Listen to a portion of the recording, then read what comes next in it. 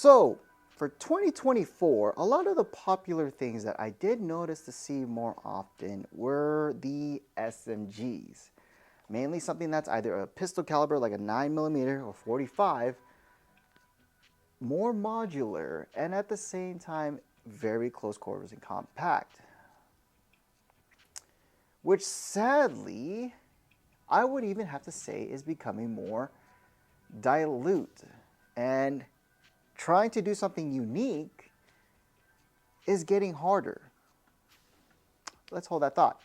For an SMG, what do we usually normally think of when it comes to, instead of an AR with 9mm caliber?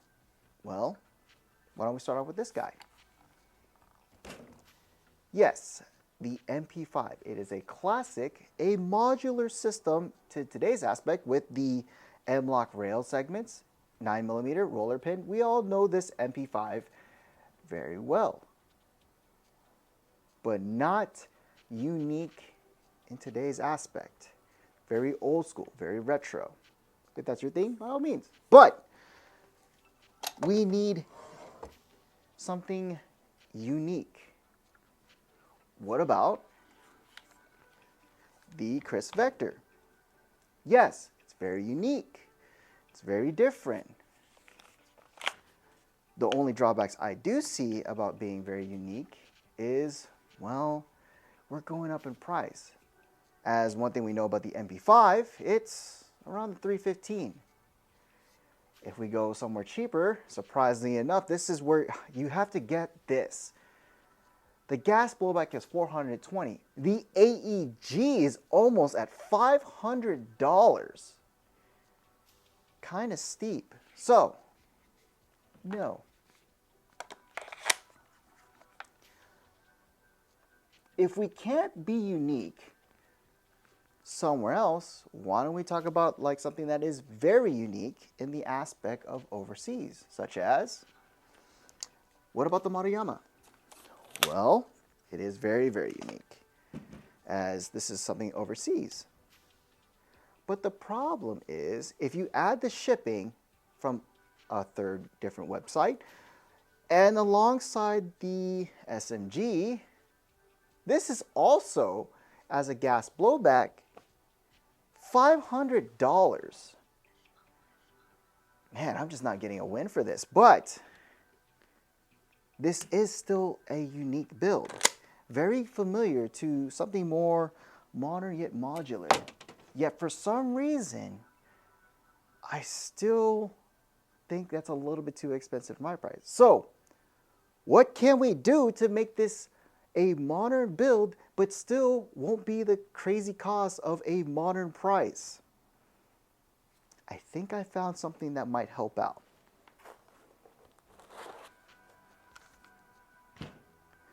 Let's stick with the basics. And let's go ahead and talk about is the B&T GHM9 by Lambda Defense.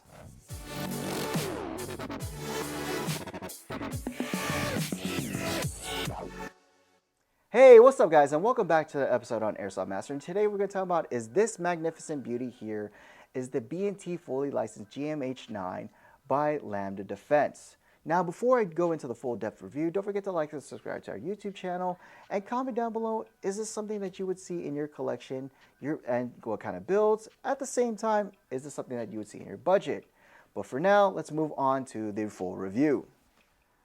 So let's move on to the history about the GHM9 G series and how it started off with.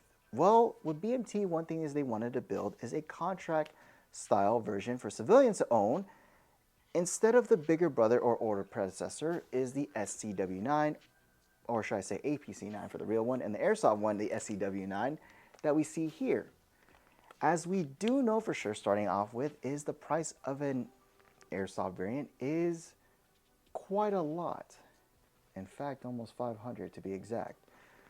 But is this something more reasonable to do? Is this something that we can get the same kind of style from a B&T, from another B&T, and at the same time not break the wallet?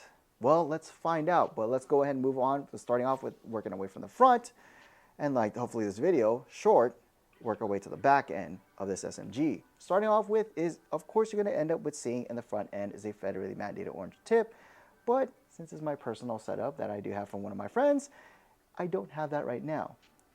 But the best part about this is the barrels can be changed for different conversion sets out here.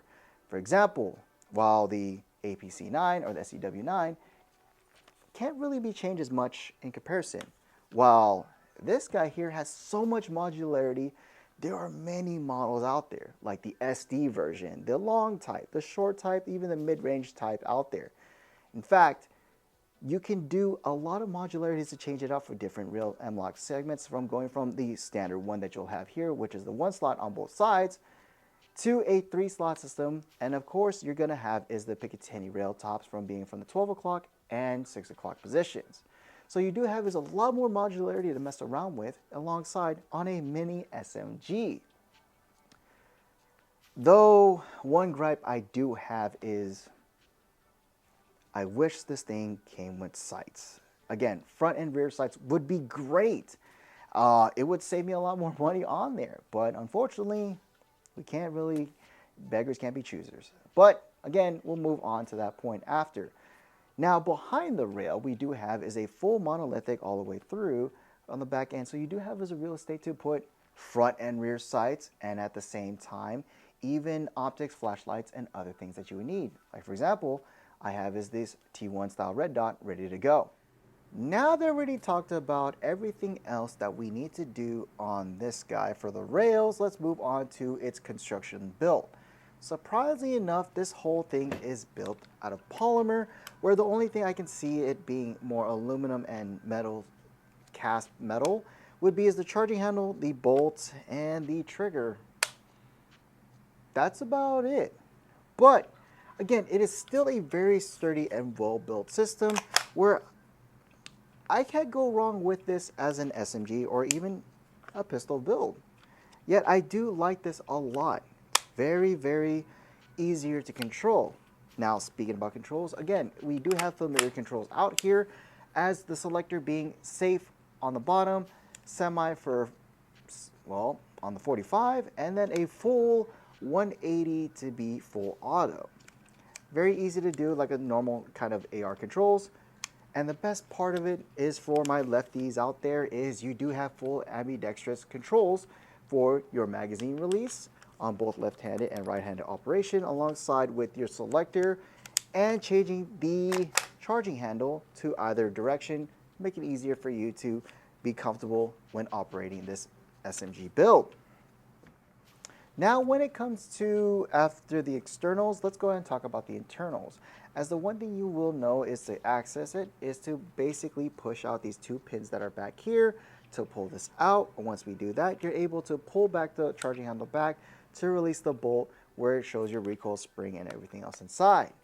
Now, the one thing I will say is be careful about swapping either from the charging handle or putting your hand on the SMG, is this bolt does reciprocate. So if you do hold this back on here, it won't hurt as much, but you will cause an issue where it won't cycle properly when putting your thumb in between the charging handle. So you might want to be careful with that. As one thing we always going to check for is when it comes to internals is how to check the hop up.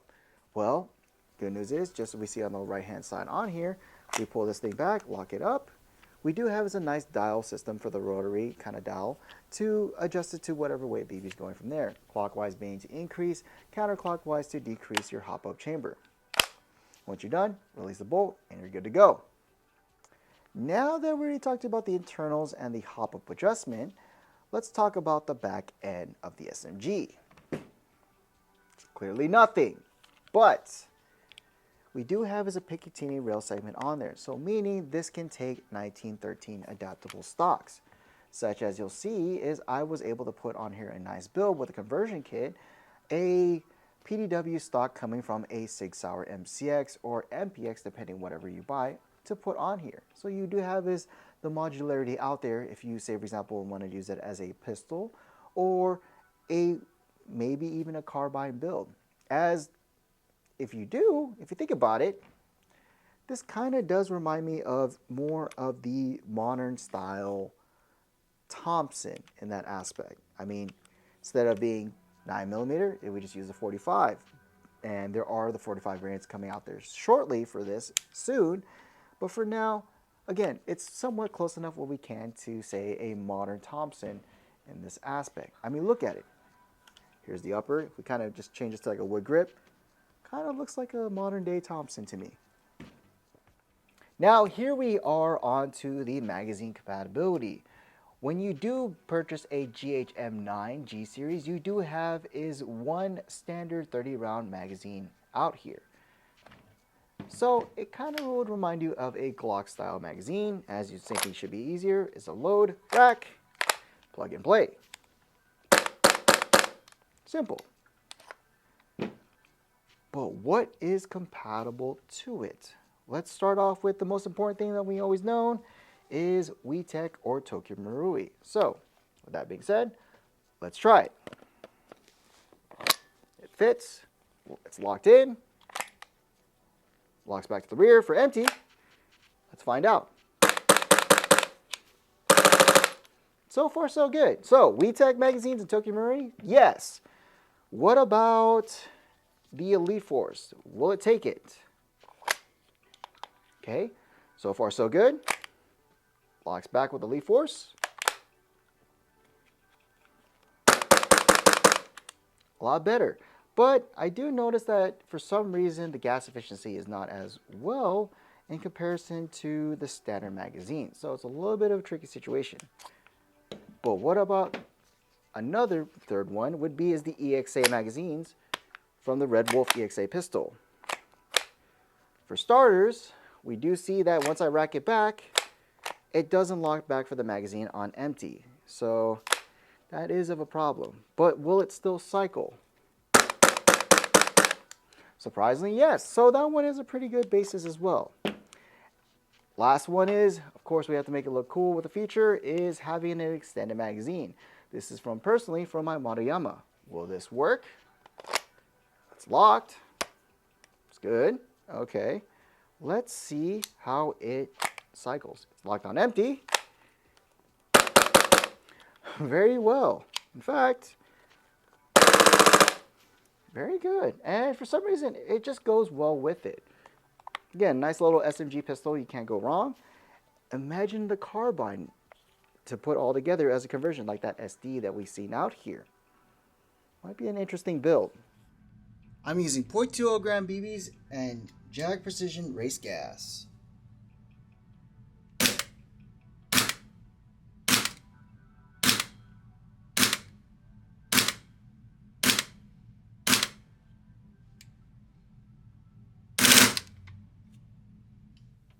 After doing a couple round of shots into the chrono, one thing we notice on average with the consistency of being around is the 280 to the 310 feet per second.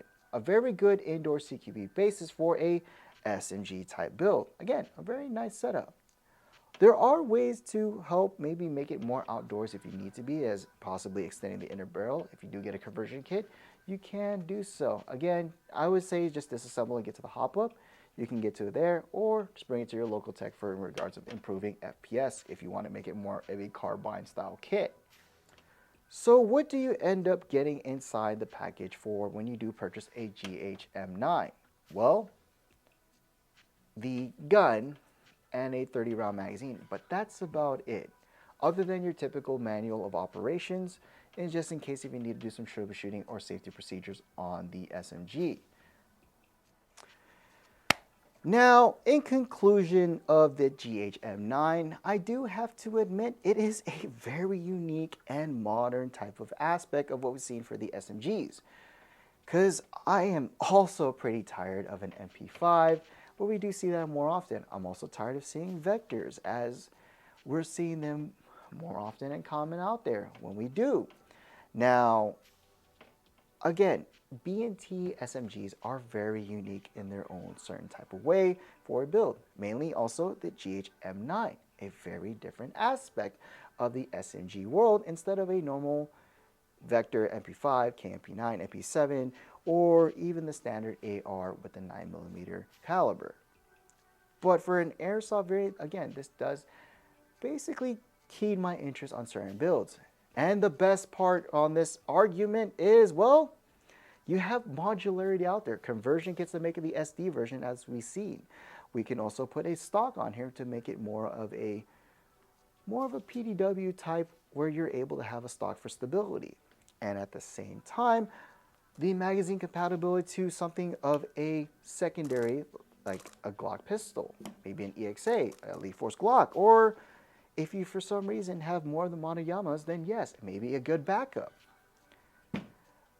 The best argument of them all is the cost of the GHM9 during the time of this recording is going for almost equivalent to a Tokyo Marui high cap gold match, around the sub $200. So you got yourself basically a gas blowback SMG or rifle for the same cost of a pistol, basically.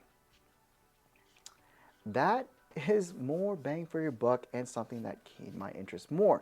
But what do you guys think about this build? Is this something that you would like to have in your collection?